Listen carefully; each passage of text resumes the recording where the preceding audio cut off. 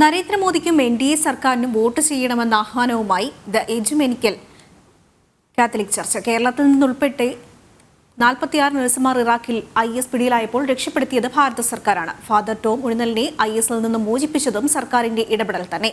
മണിപ്പൂരിൽ നടക്കുന്നത് ഹിന്ദു ക്രിസ്ത്യൻ സംഘർഷമല്ല, മറിച്ച് ഗോത്ര കലാപമാണ്.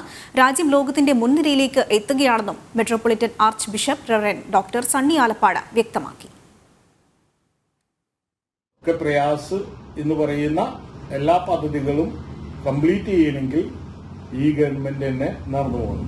ആ പദ്ധതികൾ നടന്നു കഴിഞ്ഞാൽ മാത്രമാണ് ഇന്ത്യ ഗവൺമെന്റിൽ എപ്പോഴും ഇന്ത്യയിൽ ദാരിദ്ര്യ നിർമ്മാർജ്ജനം ചെയ്യാൻ സാധിക്കുകയുള്ളൂ.